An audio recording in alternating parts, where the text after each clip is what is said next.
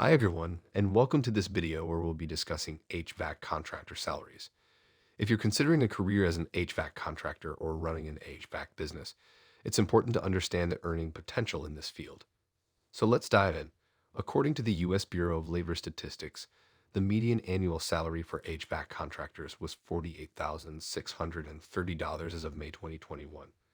However, salary ranges for HVAC contractors vary widely depending on factors such as location and type of employer.